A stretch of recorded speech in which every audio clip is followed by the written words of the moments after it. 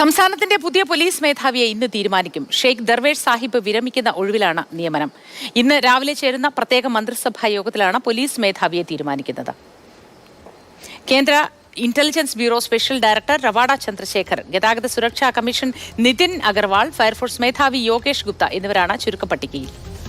R അനന്തകൃഷ്ണനുണ്ട് വിശദവിവരങ്ങളുമായി.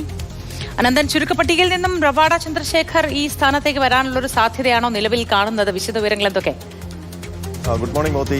കഴിഞ്ഞ കുറച്ച് ആഴ്ചകളായി കേരളത്തിലെ സജീവ ചർച്ച സംസ്ഥാന പോലീസ് മേധാവി ആരാകും എന്നുള്ളതാണ്. അത് ഏതാനും മണിക്കൂറുകൾക്കകം വ്യക്തമാവുകയും ചെയ്യും.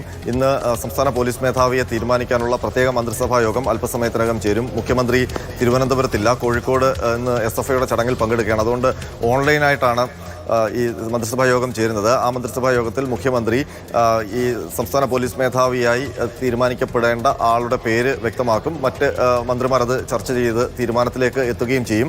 ഷെയ്ഖ് ദർവേഷ് സാഹിബ്, ഇപ്പോഴത്തെ സംസ്ഥാന പോലീസ് മേധാവി, ഇന്ന് വിരമിക്കുകയാണ്. 8 മണിക്ക് അദ്ദേഹത്തിൻ്റെ വിടവാങ്ങൽ ചടങ്ങ് പേരൂർക്കട SAP പോലീസ് ഗ്രൗണ്ടിൽ നടക്കുകയും ചെയ്യും.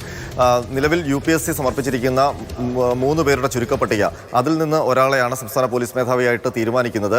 നിലവിൽ ആ 3 പേരുടെ ചുരുക്കപ്പട്ടികയിൽ 1-ാം പേരുകാരൻ നിതിൻ അഗർവാളാണ്. റോഡ് സേഫ്റ്റി കമ്മീഷണറാണ് സംസ്ഥാനത്തെ അദ്ദേഹം.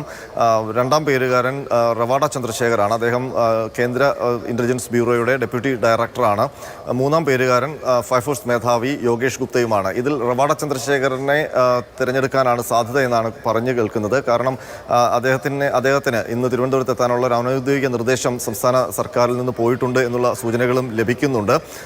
അതല്ലെങ്കിൽ റവാഡ ചന്ദ്രശേഖരൻ്റെ പേര് പരിഗണിച്ചില്ലെങ്കിൽ കൂടുതൽ സാധ്യത ഈ പട്ടികയിലെ ഏറ്റവും മുതിർന്ന ഉദ്യോഗസ്ഥനായ നിതിൻ അഗർവാളിന് തന്നെയാകും എന്നാണ് വ്യക്തമാകുന്നത്.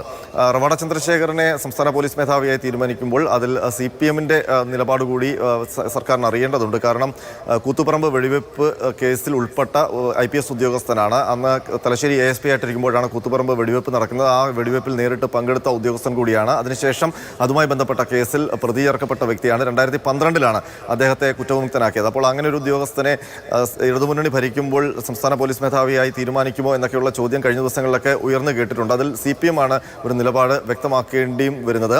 ഏതായാലും അല്പസമയത്തിനകം സംസ്ഥാന പോലീസ് മേധാവി ആരാകും എന്ന് അറിയാൻ കഴിയും. 8 മണിക്കാണ് നിലവിൽ സംസ്ഥാന പോലീസ് മേധാവി സ്ഥാനത്ത് നിന്ന് വിരമിക്കുന്ന ഷെയ്ഖ് ദർവേഷ് സാഹിബിന്റെ വിടവാങ്ങൽ പരേഡ് നടക്കുക. ശരി അനന്തൻ.